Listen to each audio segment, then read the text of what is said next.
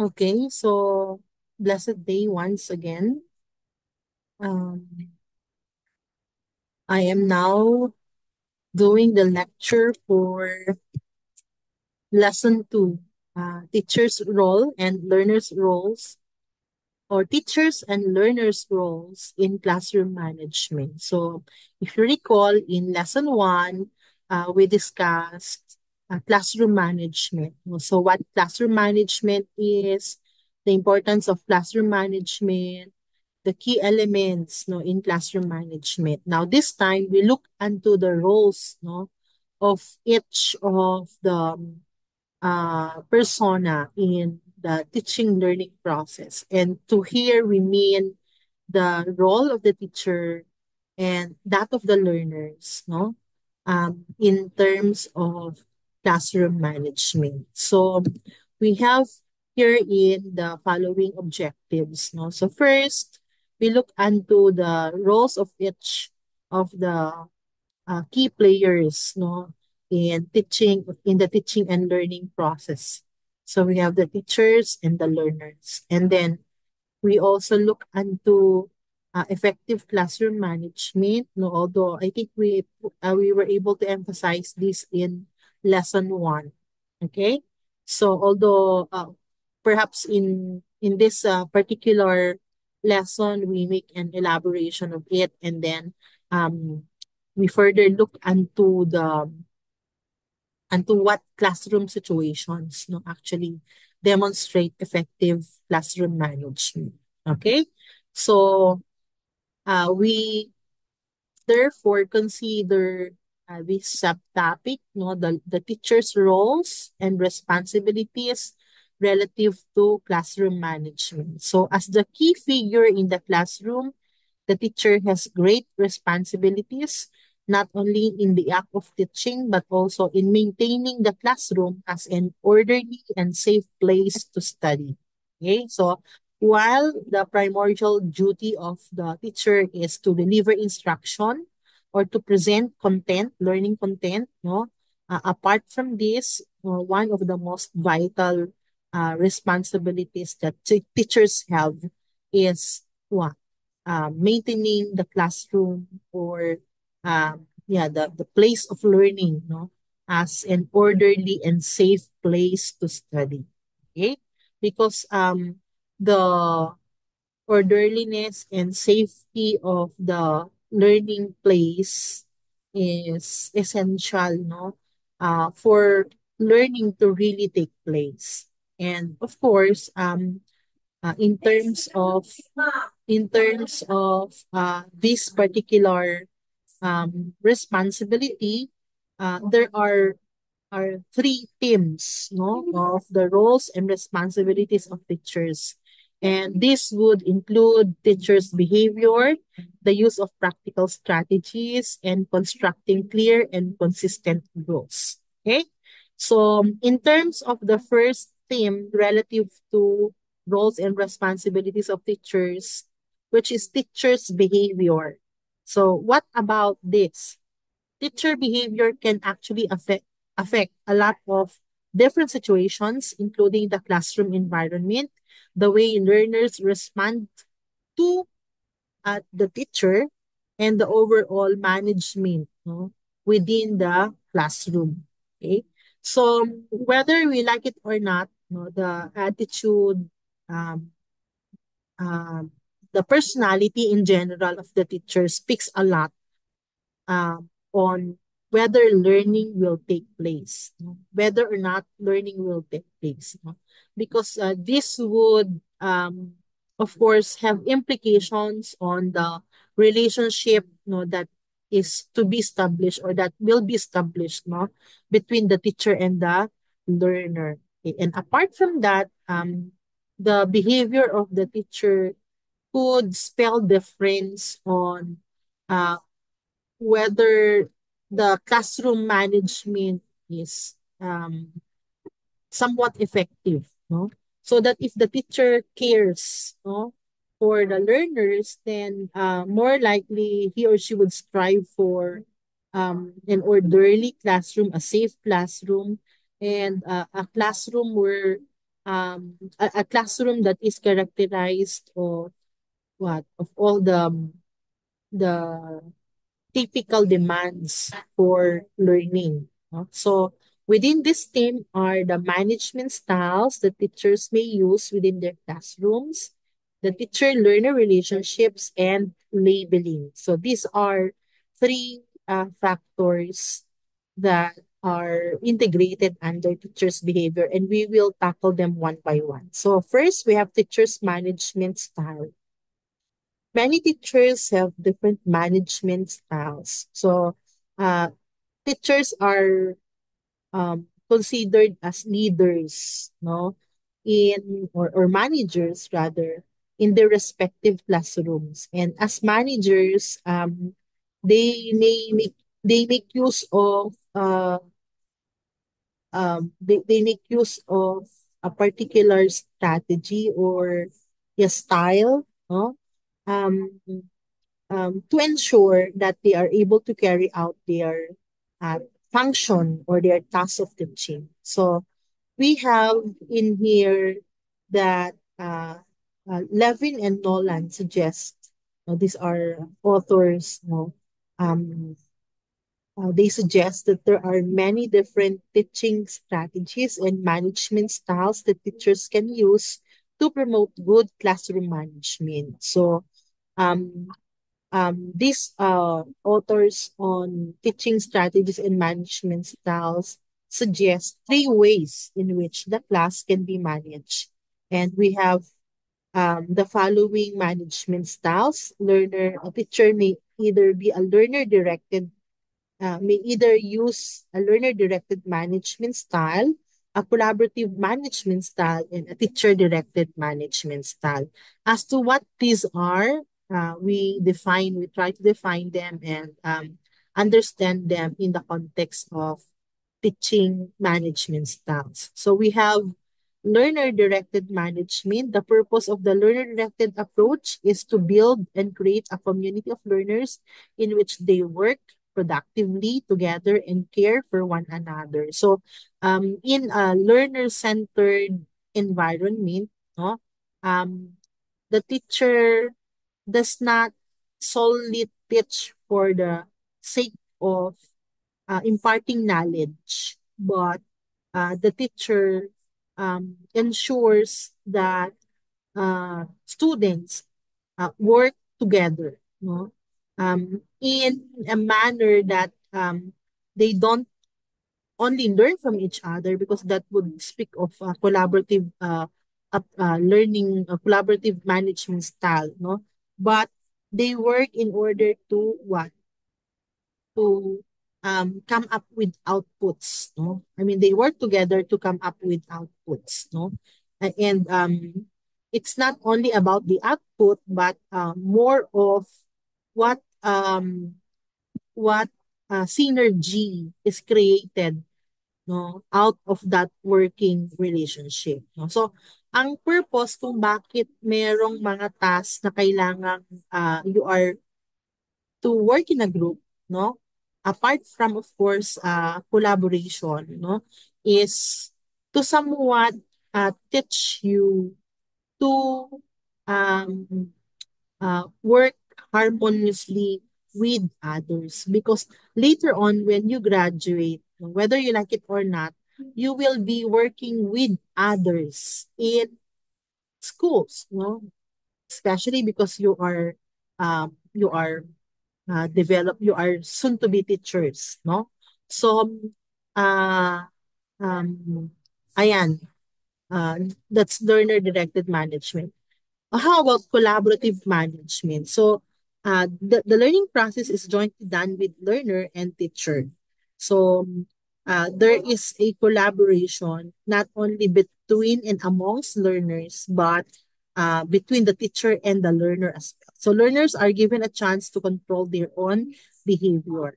Okay, so um, while in teacher directed approach, the one who is always in control is the teacher, but in a collaborative management style, no, the students are actually given what they are also given freedom, no? They are also given the chance to be in control not only of their learning but also of their own behavior. Okay? So teacher directed management, as what I've mentioned, would point out unto the teacher having the sole responsibility for what is going on in the classroom and how the children are learning and behaving. So it seems that the boss or the one who is highlighted in a teacher-directed management and likened to that of the teacher-directed approach is what? The teacher. Okay?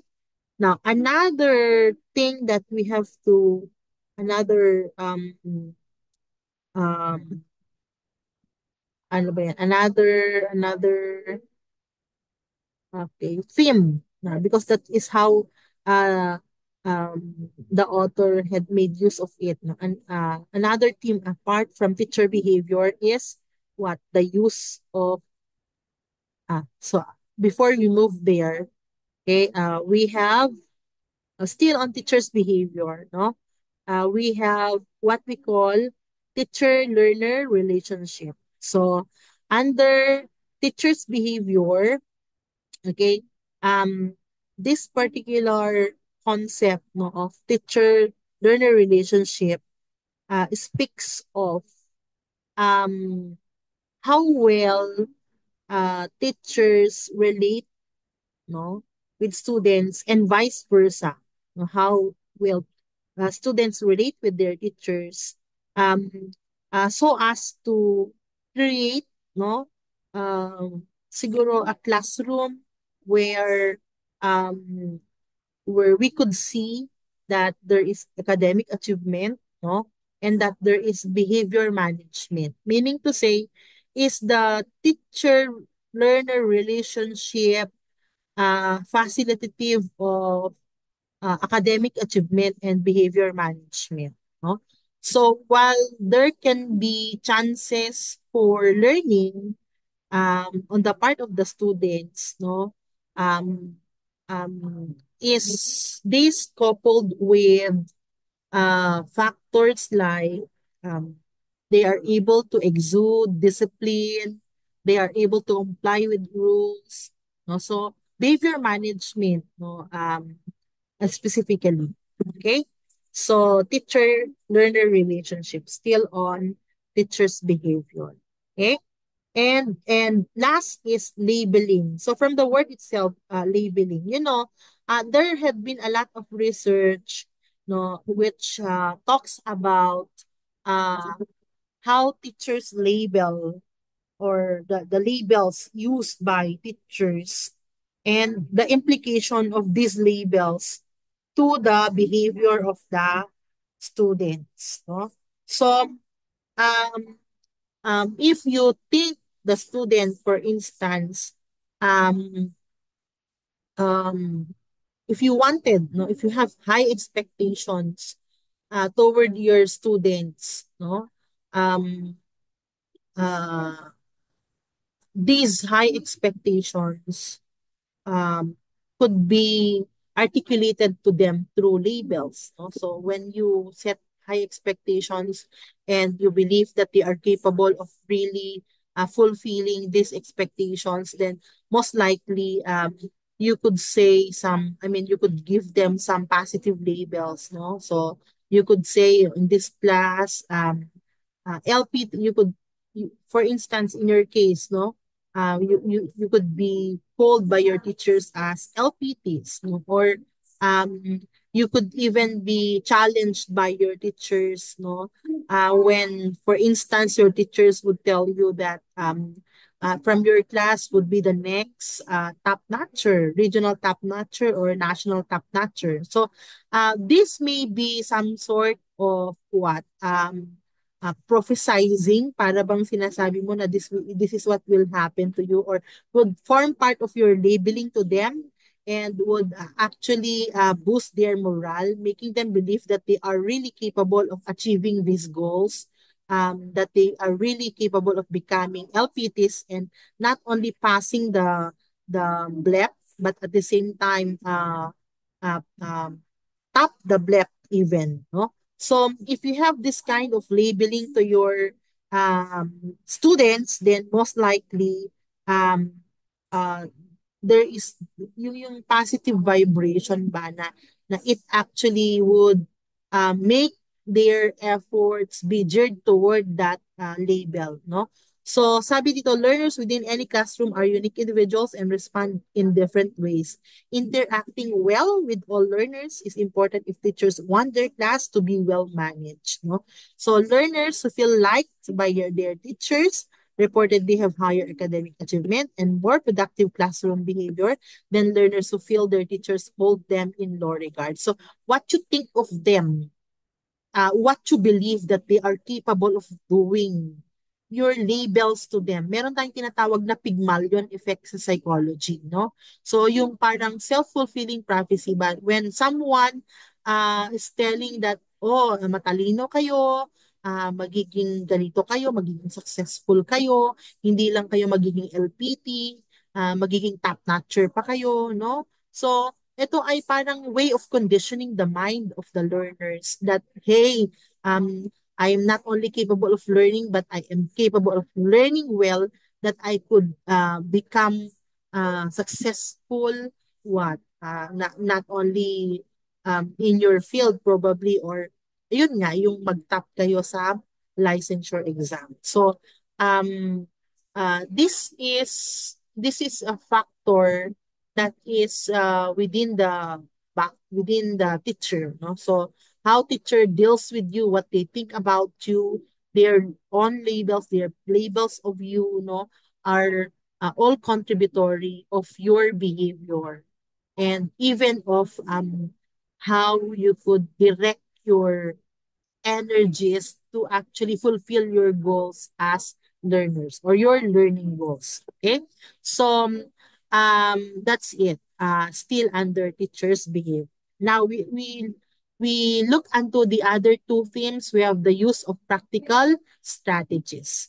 So there are numerous strategies and interventions that you could use in order to maintain control and provide a good behavior management system. So what is a strategy? A strategy is an action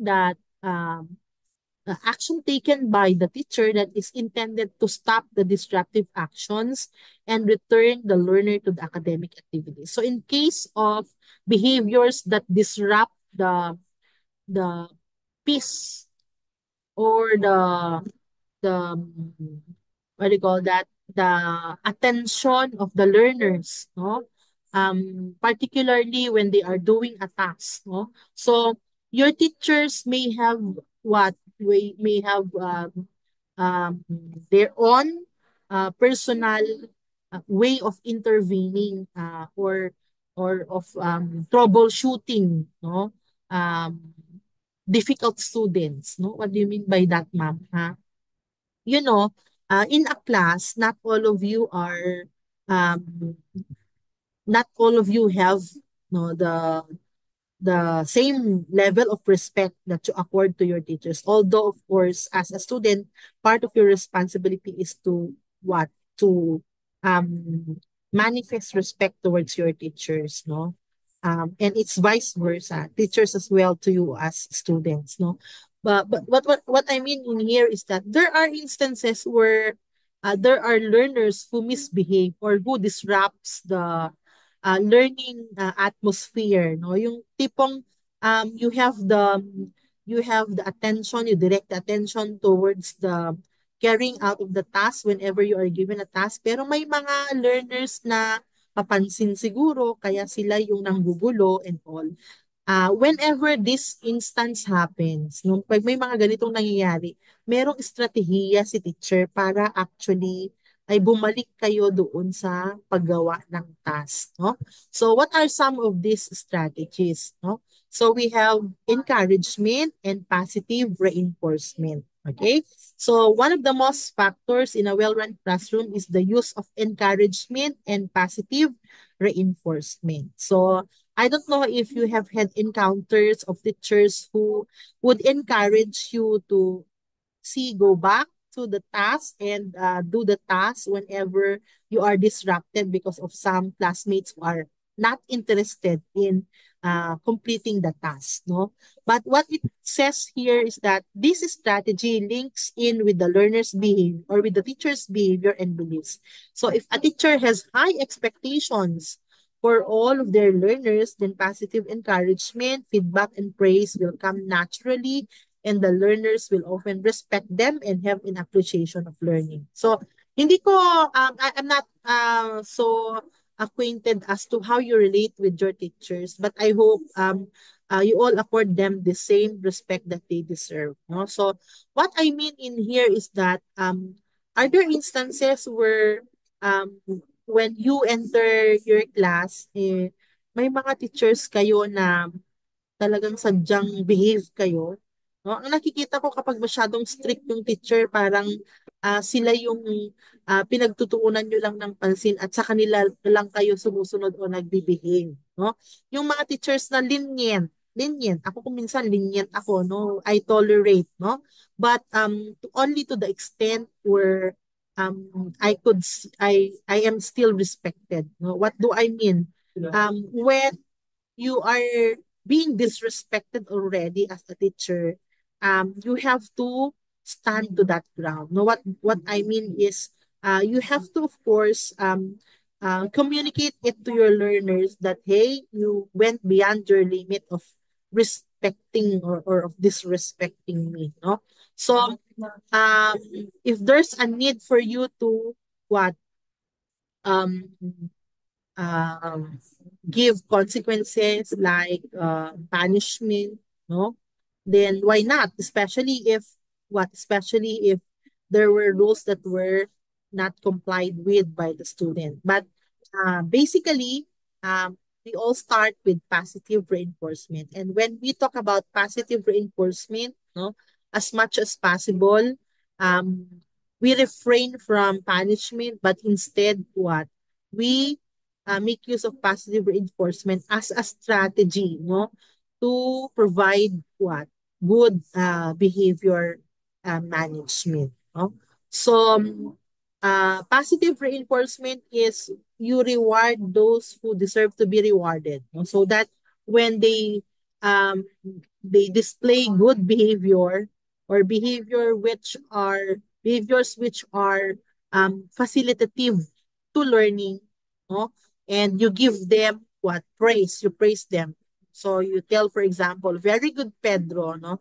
Um, uh, he's not only listening well, but he is doing well with the activity, no? So parang, kumbaga parang pinipraise mo yung good deeds nung learner with the hope that others would also follow the same, no? Kasi there is a need naman, um, usually among children, especially in the elementary years, no? Yung need nila for approval, no? Their need for recognition, no? Is high, and you see that's one of the most opportune time where you could imbibe in them good behavior management. Okay, so another strategy is giving suitable feedback and rewards. So when you reward, okay, when will you give reward?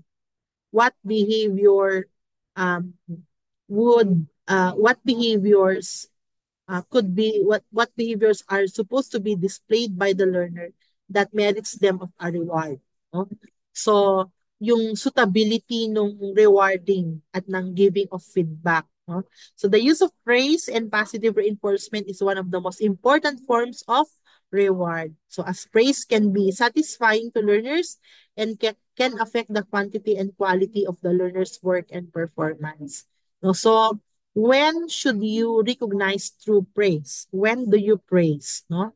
So do you praise when, well, it depends upon your standard, no, as a teacher. Okay, but nevertheless, um, in in psychology, particularly, well, if we go back into your child and adult, no, um, during childhood, it's a critical period for the achievement drive especially during late childhood. It's a critical period for the achievement drive of the learner.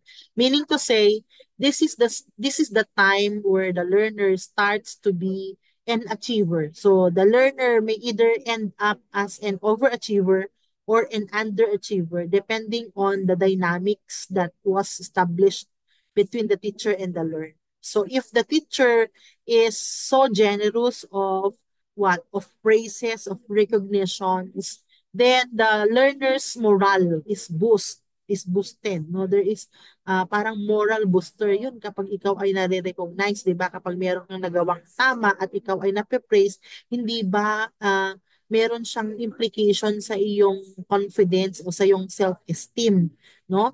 At magkakaroon ka ng notion na kapag pala may naipapakita akong tama o may nagagawa akong tama, ako ay nape-praise. And so it reinforces the behavior. So doon papasok yung positive reinforcement. And the tendency is you will keep doing it not only because of the praise or because of the positive reinforcement, but because it has been part of your conditioning or of your routine na. Okay? So we also have another theme is constructing clear and consistent rules. So we have been mentioning about the words clarity and consistency even during our lesson in our lecture in lesson 1. So it says here that well-constructed rules are essential to an efficient classroom environment and as a factor in reducing incidents of misbehavior. Of course, when students are clear of what or when students are clear of the expectations in of the teacher's expectations in terms of how they should behave, no, and even in terms of instructions or rules, then definitely they are able to behave accordingly. Okay, so there's what we call self-monitoring techniques. So rules should help learners to choose appropriate behaviors rather than being used as a means of catching the learner out misbehaving, no? So para bang kung titingnan natin, we look onto the positive, more onto the positive side of why rules are crafted, no? It's more of eliciting the appropriate rather than the inappropriate behavior. The good behavior rather than the misbehavior. Okay? So when a learner misbehaves, teachers should discuss with the child about what they have done, examining the motivation behind their actions and the consequences. So lahat naman ganun, meron tayong pinagdadaan ng proseso kapag tayo ay nagbibigay ng punishment, no? So we actually deliberate. Bakit ganun? Bakit mo nagawa yon? So what's the motive behind? Kasi nga kahit nga ang batas, 'di ba, kapag ikaw ay nagnakaw, no, hindi ka naman magnanakaw ng walang dahilan. Tinitingnan lagi kung ano ang rationale. Bakit mo nagawa yung bagay na yun? So ganun din sa eskwelahan, no? When for instance, a learner cheated, no? So you ask, why was the learner or why did the learner cheat? No? So there would be some sort of explanations or reasons why the learner behave that way. No? So as a teacher, you have to know first. Parang ang isa sa mga roles daw ng psychology is to understand. No? Sabi nila, the whyness of behavior, to understand behavior. Because it's only when you understand behavior where you understand the person. Bakit kaya ganun ang nagawa niya? So, tanungin mo siya kung bakit ganun para maintindihan mo kung bakit ganun nga yung nagawa niya. And when you were able to find out the motivation, the motive why such misbehavior, that is where you now weigh, no, the consequences plus the rationale of such behavior. No? So that meron tayong tinatawag na mga um, justifying circumstances sa batas, no? Kapag halimbawa, ikaw ay nagnakaw, may mga justifying circumstances, exempting circumstances, aggravating circumstances. Ibig sabihin, may mga i-consider tayo mga factors para pwedeng bumaba yung consequence ng punishment or kung kailangang i-reprimand o kung kailangang i-refer na lang yung bata for counseling. Okay? So this is a powerful technique to help learners overcome behavioral issues because if learners are encouraged to examine the motivations behind their behavior as well as the consequences of their actions, then they are less likely to dwell on the negative aspects of behavior. So kung ipapaunawa mo ang mga bagay-bagay na ito sa learner, then definitely there could be some point of reflections on the part of the learner and hence eventually the learner won't do the misbehavior. Okay? And then we also have classroom routine. So what do we mean by routine? Routine is a well-rehearsed response, no, to a teacher's directive, which is a day-to-day activity and elicits quick action from the learners. So, um, yung yung palagian nating ginagawa, no, yung kumbaga na-establish na conditioning natin. No? So routines are the backbone of daily classroom life. So what are the conditionings or what are the routines that you do whenever you enter your classes, no? Now, it depends upon the teacher, no? So that if the teacher um, is used of checking your attendance first before what? Before doing the lecture or presenting the content, no? Then the very first thing that you expect of the teacher is that the teacher will check the attendance. And if you are used that the teacher is giving recitations, shuffling cards, and giving recitations, calling you by name, and then you answer questions that are thrown to you, then most likely that is what your conditioning is. And that will guide you actually of what to do and what to expect in class. Okay? So routines do not just make your life easier, but they save valuable classroom time. So kumbaga parang dahil na-use na kayo na yun ang gagawin nyo, then you could actually be of help in achieving no, the tasks that are part of your routine. Okay? So I think we move on to the next topic, okay? Now, um, what are the roles of the learners, the responsibilities of the learners relative to classroom management? Yung mga nauna ay responsibilities of the teachers. Tingnan naman natin ang mga learners. Okay? So, learners should strive, okay, one of the responsibilities of learners is that they should comply to behavioral expectations. So, learners should strive to comply with all behavior expectations. Okay? As to how these expectations are laid down, they could be verbally, you could actually be verbally informed of the expectations, but nevertheless, in college, sa konteksto natin sa CSU, the behavioral expectations are contained in your student code of discipline. So what to do or the do's and the don'ts in terms of what is expected of you as to how you should behave while you are inside the school, okay, or the premises of the school. So, behavioral expectations that are verbally outlined and posted as part of the classroom management plan should be incorporated into each child's daily routine and life skill set, no? So that if you expect them, for instance, to do this and that, then what? Ah, it should always be practice. Consistency is the key, sabi nga nila, no? Comply with academic expectations. So, you're expected to pass your subjects. For you to do that, or your courses, no? For you to do that, you have to submit tasks that are given to you. You have to make good of your exams, of all your assessments, no? So, because these are academic expectations. So that if you're program is for 4 years, then it is expected that after 4 years, you should be receiving your diplomas and we should be preparing or taking the billet after. Okay? So, another is show respect. Okay? Not only towards your teachers, but towards your co-learners as well.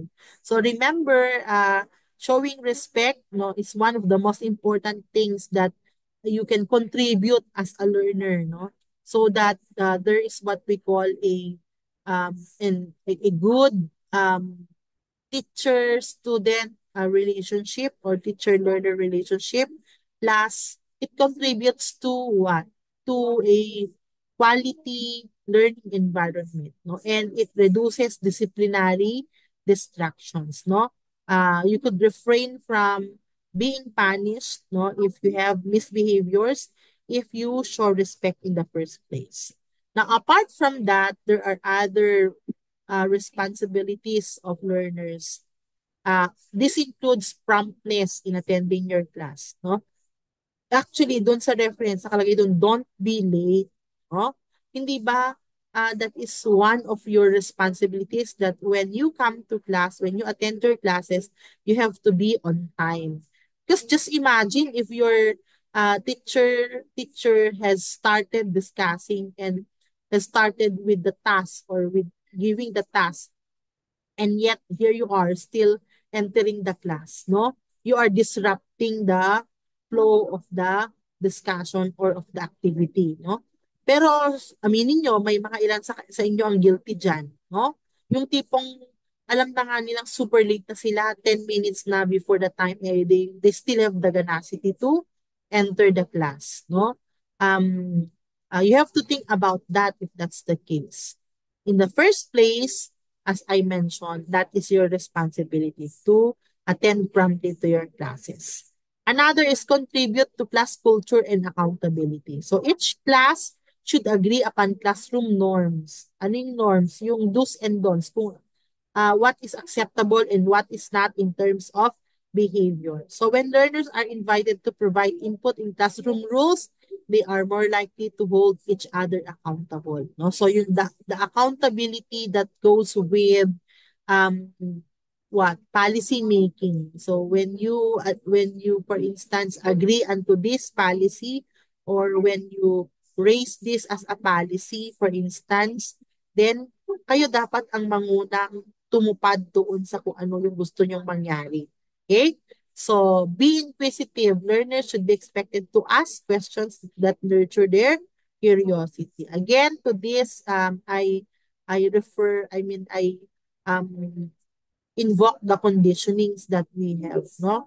Rarely could you see students who raise their hands and ask questions. But most of us have been conditioned that what?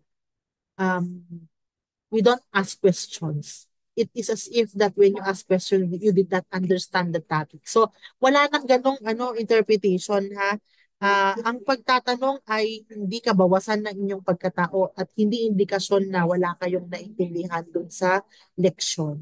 No, ang pagtatanong, especially if it is very relevant to the learning content, no? And if it arouses the curiosity not only of the one asking the question, but the rest of the class, is highly appreciated actually. Okay? It only means that you are understanding and comprehending the learning content, that you are interested actually, um, as indicated by your um, your being active of asking questions. Okay? Then yan, be active participant. So in relation to number 6, no, you are not only passive learners. You don't just enter the room and sit down and listen to the teacher and then do the task and then go out or go home when you are dismissed. No, but instead you are to participate. When you participate, well, it means you give your effort, you give yourself, you immerse yourself into the activity, and that you are prepared. So you cannot in any way participate if you failed to prepare because you did not read, because you did not review. So that's the usual problem when learners rarely review or read their lessons, and hence they could not participate well because again lack um, uh, they lack comprehensive knowledge of the topic because of their failure to read.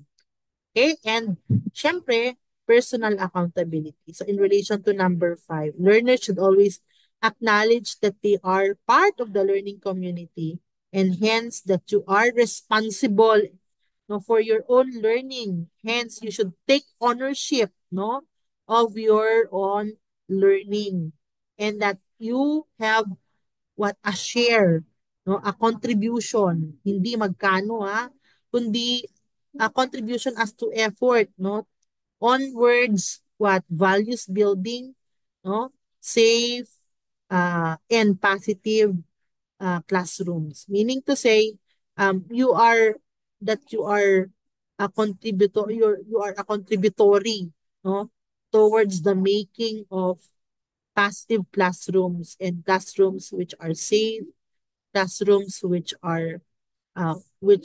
ensure that there is learning. Okay, learner accountability encourages learner learning and helps improve academic performance and achievements. Okay? So that's the gist of lesson 2. I think konting ano lang siya, pero I hope you were able to learn something. So we will move on to lesson 3 for another video lecture. Thank you.